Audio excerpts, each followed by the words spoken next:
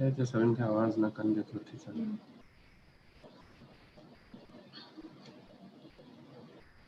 Okay, so I guess you can start here. Okay, thank you. Hello and a very warm good evening to you all. I, Soli Gautam, welcome to you all for this 103rd session of Mero Eye Talks webinar. Without further delay, I would like to have this opportunity to inaugurate today's session. Today, as a speaker, we have with us a very special guest, Dr. Jitendra Jethani, and he will be talking on topic Atropine uses for the control of myopic progression. Before he begins, I would like to give his general introduction. Dr. Jitendra is the section editor of Pediatric Ophthalmology at Indian Journal of Ophthalmology. He is an ex-president of Baroda Ophthalmic Society and an ex-chairman of Scientific Committee of All Gujarat Ophthalmological Society. Further, he is also associated with Baroda Children Eye Care and Squint Clinic. I welcome you, Dr. Jitendra, on the behalf of Mero Eye Foundation and all our participants.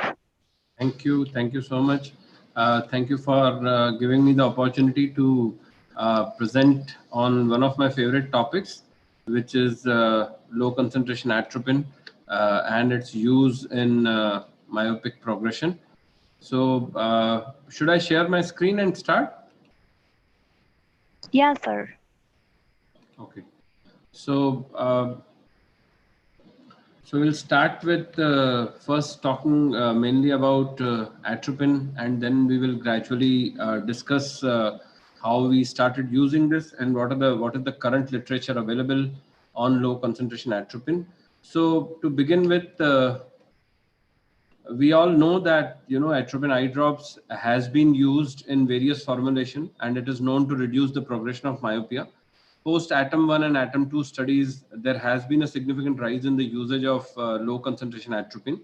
At this point of time, we don't have any direct studies available for Indian subcontinent, and it was atom 1 study was basically for Asian eyes, but not done in Indian subcontinent. So first of all, we will start with the discussion on how exactly atropine works. So there is no direct evidence, or there is no direct correlation as to how atropine works. There are few theories on how atropine really works.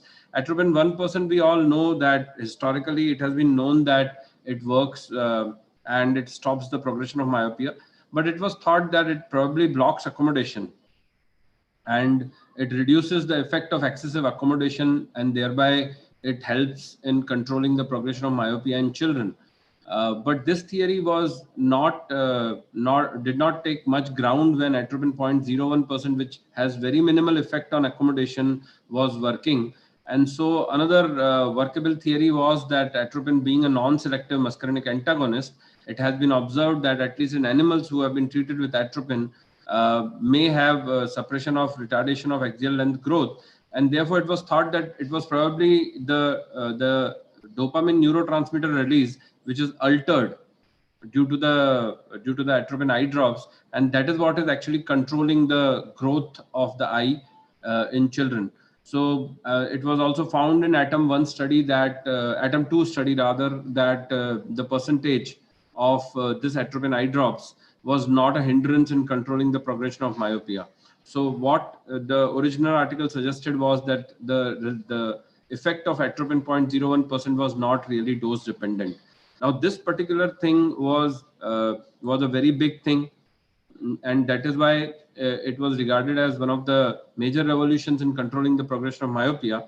However, this thing has been challenged in a recent paper by Yam et al., which has been published in JAMA Ophthalmology, where they say that atropine effect is indeed dose dependent, and a higher concentration of atropine 0.02% is much more effective. So we will discuss that in the end, because first we want to discuss how atropine is working.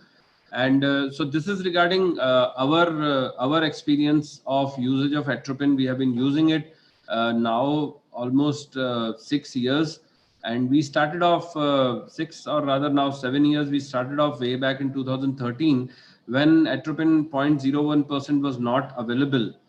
And this particular study, which I am trying to show in this particular presentation, is a randomized controlled trial which we did for 3 years.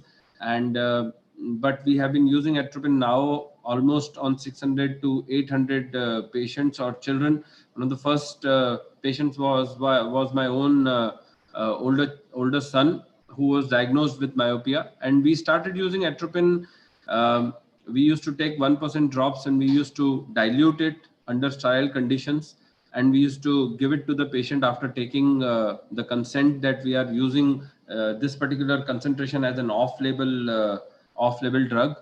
And so this particular study which I'm showing you was presented at All India Ophthalmological Society in 2018. And this we had two groups, and one had atropine 0.01% drops once in evening, and all the patients were age matched and power match controls, and age was between 5 to 12 years. So the spectacle power was between -3 diopters to -8 diopters, and this was included in the study. All the patients were children, and all the patients were actually our own older patients who were showing some progression. And so all the children on follow-up who showed documented progression in glass prescription were taken in the study. And axial growth was measured at 6 months, 1 year, 2 years. And this was how we had reconstituted atropine 0.01% when we did the study. So this is the slide for only for those areas where atropine 0.01% at present is not commercially available. I was discussing with Mr. Gautam, and he said that atropine is available now in Nepal, and there are in India already, it is already available commercially. So no use of reconstituting the atropine. We come to the results of our study, where there were 60 children in overall in two groups. They were divided into two groups, and the mean age in atropine group and control group was 7.2, and so it was age matched, and we can see that the axial length was also matched. So we can see that there was a huge difference in the growth between the control and the atropine group. You can see the atropine group, the progression of power in atropine group is much slower compared to the control group. And you can see that this is the baseline in atropine group, and this is baseline in the control group, which is almost similar. But in the end, you can see that the baseline and control group has a huge difference in both in power and in terms of axial length.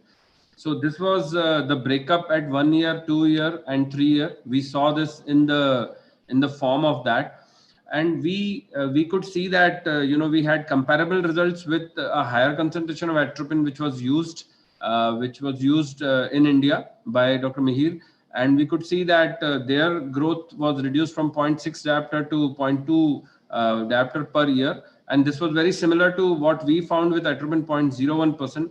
And so we thought that atropine 0.01% doesn't have much side effects compared to 1%. And so it was much easier to use 0.01% drops.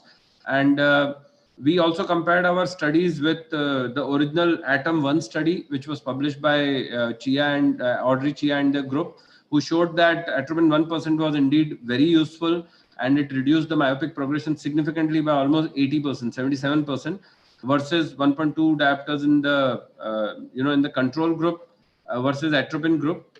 And so we found that both in Atom 1 and Atom 2 study, we find good evidence that the mean myopia progression at 2 years was 0.3, 0.38, and 0.49.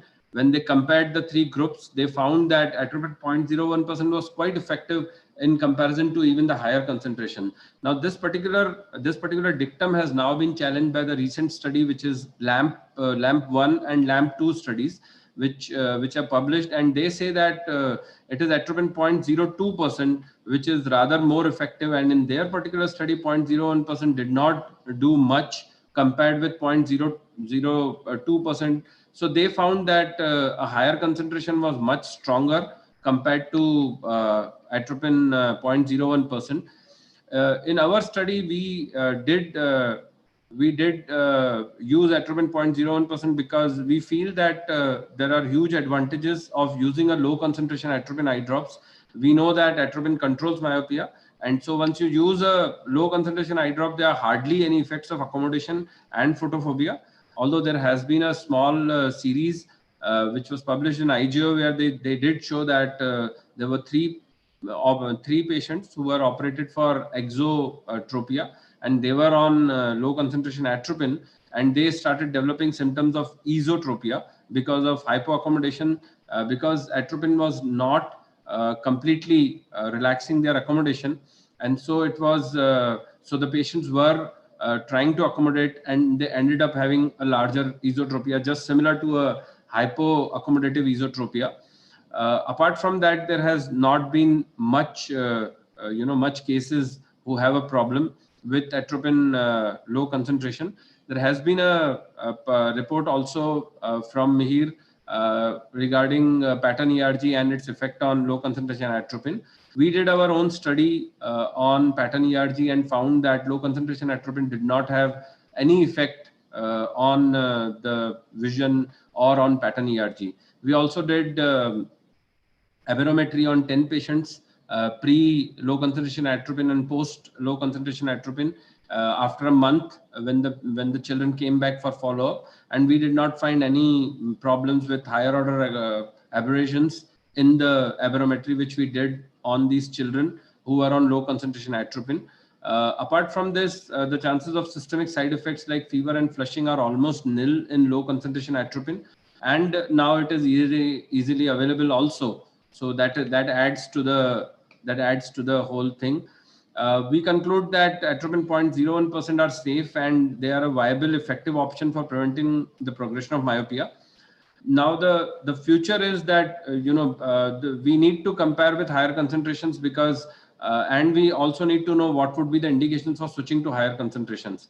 Just like the study where they have compared the higher concentrations of atropine, the recent study, LAMP study, where they have compared higher concentration of atropine, and they have found that higher concentration of atropine has much better results compared with 0.01%. However, we need to see that what would be the indications for switching to higher concentrations, whether we should take patients who are not responding to 0.01% and we should switch over to 0.05% atropine, or we should wait, what should be the waiting time. Also, we need to find out some biomarkers, because finding out whether atropine 0.01% eye drops is working or not, that takes a lot of time. That takes almost 6 months to 8 months before we can find out whether atropine 0.01% is working or not. So if we have any biomarker, like if we can measure dopamine, like Dr. Jyoti Matalia has done at Narayan Netralaya, they have tried to measure dopamine in tears, and they could see that there was some difference when the patient started using atropine. So I think such biomarkers, other catecholamines or other biomarkers, if we can find, it would be easier to know whether atropine 0.01% or 0.05% is working or not. And we can find out, we can even do a critical biomarker level of those particular patients who have progression of myopia and see whether atropine would be effective in that particular patient or not. So I think a lot needs to be done in this particular field, and a lot is expected. We would expect that new research would come and we would be discussing it further. At this point of time, atropine 0.01% appears to be a very safe and a very effective option for progression of myopia.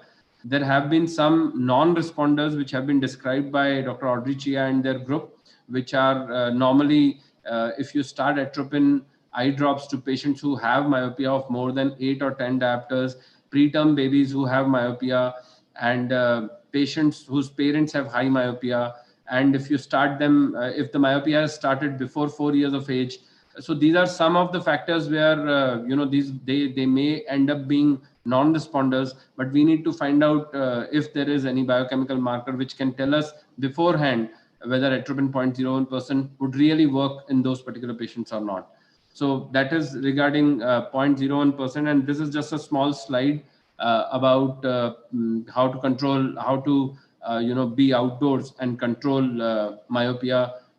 Apart from the pharmacological intervention, how computers, handheld games, and being outside or spending more time on ball games or on walks can help in progression of myopia, especially in this time of COVID era when children have been told or their parents have been told, and when online classes are at a rise, it may indeed come down to a small epidemic of progression of myopia when the children come out of these online games. So that was regarding atropine usage in myopia. Thank you so much, Dr. Jitendra, for your wonderful session. Now we are to move to our discussion session. Are you ready to take the questions, Yeah, Doctor? yeah. I'm waiting for that. Okay, let me check out the questions that our attendees might have raised.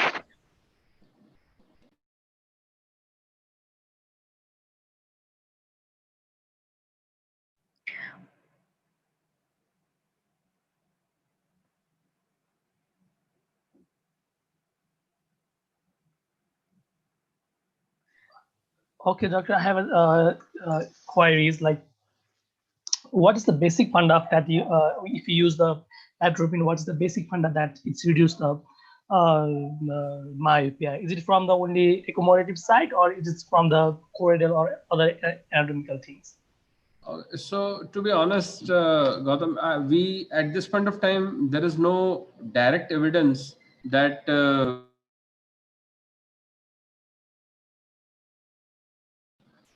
so at this point of time, we don't have a direct evidence what particularly works with atropine.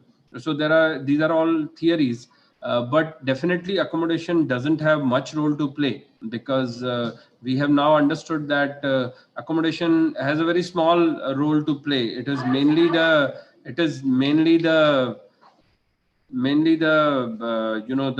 dopamine release, which may be playing a role. We don't know, dopamine may be a biomarker or dopamine may really be playing a role. So at this point of time we are not really sure what works with atropine.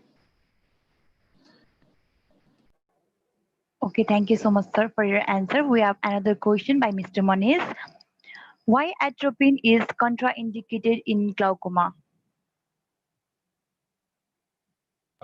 Yeah, so actually atropine 0.01% doesn't have much effect on pupil size, but maybe atropine 1%. I think his question is probably directed towards why atropine 1% is contraindicated in glaucoma. Mainly because if the patient is having probably having angle closure glaucoma, or having problems with pupillary dilatation, or if the lens is swollen, atropine might cause a increase in intraocular pressure by causing a pupillary block. But atropine 0.01%, at least in children, doesn't really have much effect on the pupil size. The size of the pupil, as we measured, changes by not more than 0.4 to zero point 0.5 millimeters. So it is not a huge change in the pupillary size. Maximum like one, or maximum would be 1 millimeter size change. So I don't think that atropine 0.01% is really contraindicated in glaucoma. Okay, thank you so much, sir, for your answers. These are only the questions that have been raised by our attendees till now, and we will be waiting for just a few minutes if anyone is willing to ask.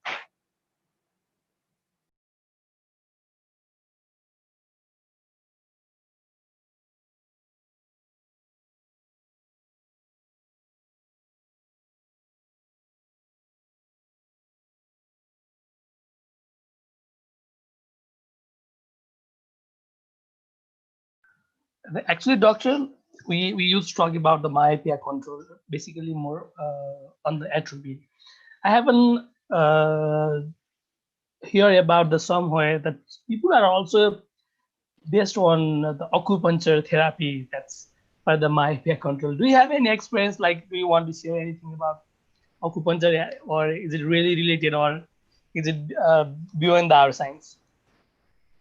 Uh, to be honest, acupuncture is not really a proven thing. I don't think that acupuncture would really make much of a difference. I don't have any experience with acupuncture. I have not used acupuncture, but I think there are some reports on using ortho-K or using the glasses, which can cause some defocus, and that may cause some change. But acupuncture, I don't think there would be much difference as per myopia, because I don't think acupuncture. Are there any reports that acupuncture helps? I mean, uh, you say you have read. Are there any publications in index journals that acupuncture is working? Actually, doctor, I didn't see this type of research in even in any journal, but some of the doctors are still practicing this concept. I don't know how this I, might be. I know Yeah, this might be. Yeah. I agree, but I don't think really it really works for it. I personally don't think it really works for me. I've never tried it out, so I'm not sure whether it really works. Yes, doctor. Am I audible? Yes, doctor, you are. Yeah, So, Hello? yeah, doctor, you are audible. Am I audible? Yeah, you are. Am I audible, Gautam? Yeah, yes, doctor, yes, you are. Can you hear me, doctor? Yeah, I can. Am I audible? Okay. Yes, you are. Yes, doctor. So, doctor, there is a one question from the Sonia. Yeah. She is asking for, doctor, do you recommend we use low dose atropine, even if we cannot do the axial measurement and just monitor with the refraction? Yeah. So there are two parts of this whole discussion. One part is that without axial length measurement, how do we find out that it is truly an axial myopia? So the answer is we don't.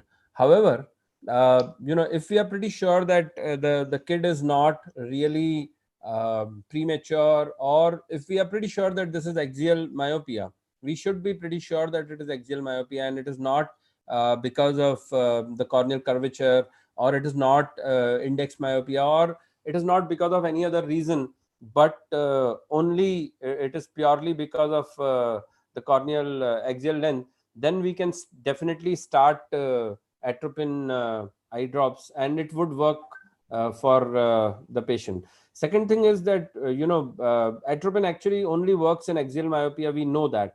So we have to, what happens when you do repeated refraction in children, and you have been dealing with children, you would understand that it is very difficult to control their accommodation. So what happens is that if somebody has not put the drops, like a proper cycloplegic refraction somebody has not done, it is possible that we may end up having some pseudomyopia.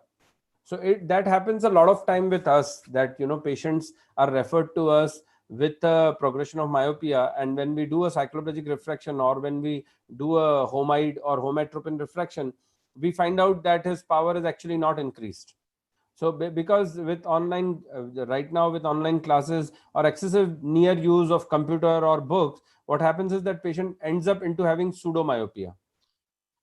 So that is also important, that once you are actually doing axial length repeatedly, it becomes easier for you to find out and to know objectively that this is indeed axial myopia and nothing else, and it is indeed increasing with time.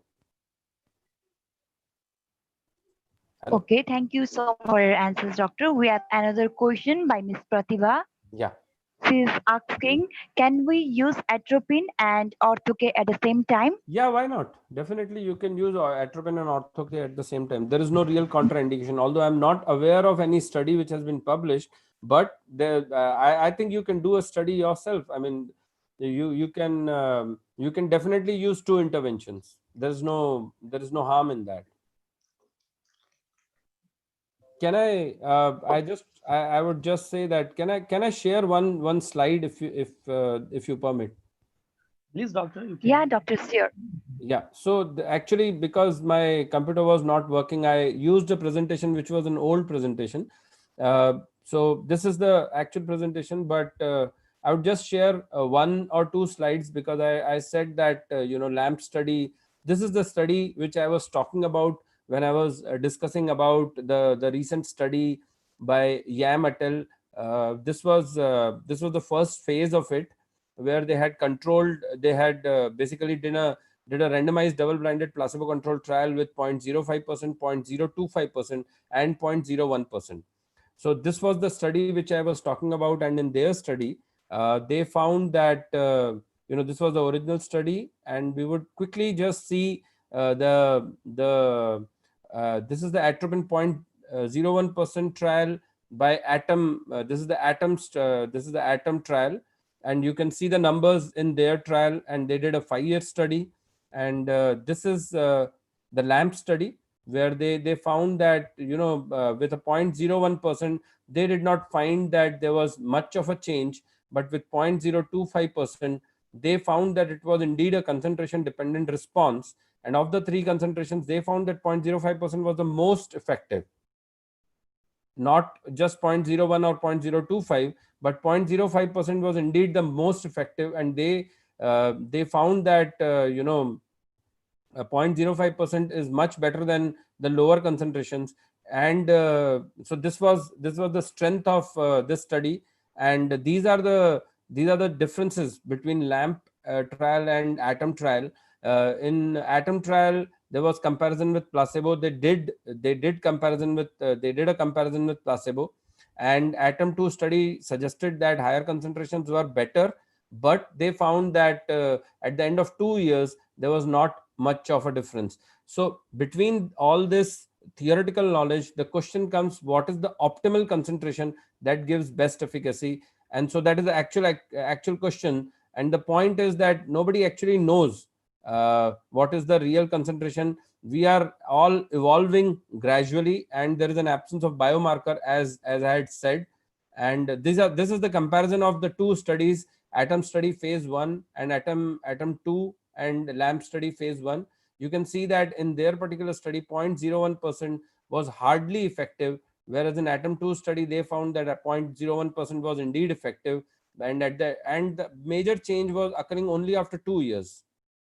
So in first year, there was not much of a change, and they found that only after 1 year, you have constantly put the drops, only after 1 year it starts showing some change, whereas here it was more distributed evenly. And they found that by 0.05%, the mean change in axial length by the end of 12 months was hardly 0.2. So that the increase was 0.2, 0.3, and 0.36, and this was 0.41.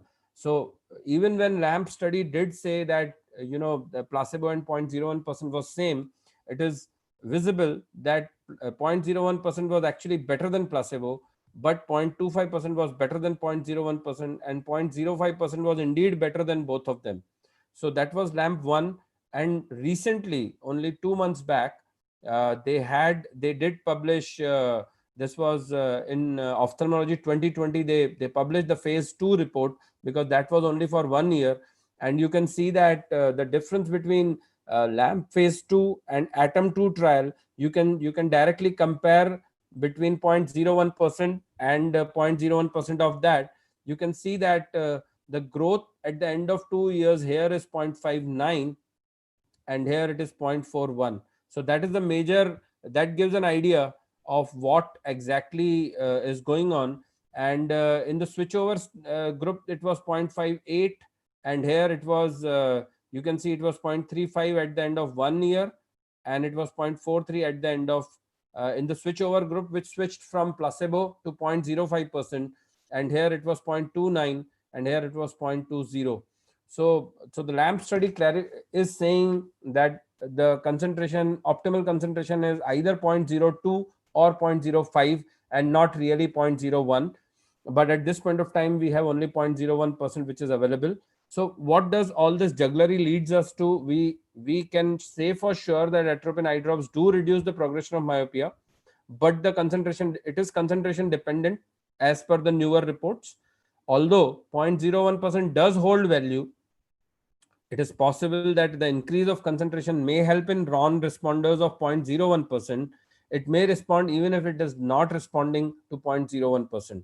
So that was the LAMP study, and I would stop sharing now. We can take the questions. This was the recent article, so I thought it would be very imperative to share the recent article which showed differences between Atom 2 study and LAMP 2 study. I hope it enlightens the whole issue further. Okay, we have next question by Miss Rita. She's asking, how about children older than 12 years? Is it effective for children of 16 to 18 years? And how long should we treat the patient with atropine therapy? So normally, I have myself used it in children about 12 years of age, and we have used it till 16 to 17 years of age also. Having said that, we normally don't use it when we use it in children above 16 years of age or above 15 years of age. We don't use it for more than 2 years, and after 2 years you have to stop and take a break and see whether the progression is stopped on its own or not. You can also take a break after 1 year. See, there are no clear cut guideline at this point of time for usage of low concentration atropine under above 15 years of age, but you can use it for a year and then stop it for some time, see if there is a rebound effect, see if the axial length and myopia has started progressing, and you can use it again. So beyond 15 years of age, it is little dicey. Sometimes the progression may not occur even on its own. So you can use it with caution, and after a year you can stop and see if it is progressing. You can use it again. Does that answer the question? Yeah, doctor, it does. We have again another question by Miss Rita, and she's asking, is 0.5% atropine available in India commercially? No. See, to be honest, Rita ji, it is this particular study, LAMP 2, has just got published in June. And the reason to bring it out is so that we all are at the same page. We know that, there are studies being done on higher concentrations. And, when the original study on Atom 2 was published, they had 1%, and 10th of 1% was 0.1%, and 10th of 0.1 was 0.01%. So between 0.01% and 0.1%, there was a huge gap. Basically, the LAMP study is trying to fill that gap as to what would be the real optimal concentration. So they knew that it is between 0.01% and 0.1%. So they are just trying to fill up the gap in getting the optimal concentration which has minimal side effects. So their study says that 0.025% and 0.05% doesn't have much side effects and is much effective than 0.01%. It has just come out 2 months back. I think there will be drops which will be available. For me, this study works like this, that I'm using 0.01% in certain set of patients, and if they are not responding and their myopia is progressing, I may tell them to start putting 0.01% drops twice, or I may start telling them that we can dilute the low concentration atropine 1% to 0.05% and start using them. So we at this point of time don't have much knowledge and much much experience with 0.05%, but the study does suggest that it is more effective than 0.01%. And I think there will be some studies which will come up in short time talking about the efficacy of 0.05%. But at this point of time, it is not commercially available anywhere. I think Hong Kong was having drops by the name of Myopin in different concentrations, but I'm not sure whether they have it in 0.05%. Okay, thank you so much, doctor. Yeah. These are only the questions that have been raised by our attendees till now, and I guess we have answered almost all the queries. Wonderful. Considering the time limits, here I announce the closure of the discussion session. And I would like to thank you all for coming up with your questions and making the discussion session more interactive. I would again like to express my immense gratitude towards our presenter, Dr. Jitendra, for sharing us his invaluable insights, and to all the attendees for their endurance. Also, I would like to thank all the direct and indirect helping hands for the iTalks program. Before wrap up, I request our today's presenter, Dr. Jitendra, to share his few words to our program. Thank you so much. I'm extremely. I apologize for the delay, which was caused because of the technical problems from my side. I could not help it, so I had to use another system. And but it was wonderful to be with all of you, and I truly thank Mero Eye Care Hospital for this wonderful initiative. I would, I would like to be here again whenever the time and opportunity comes. For the time being, I'm really thankful, and I acknowledge the help by Mr. Gautam and Solu Gautam for all their help and for their patience. Thank you for thank you all the audience for being with us. Thank you so much. Thank you so much, Doctor. We would love to see you again in the future. Thank you. Thank you.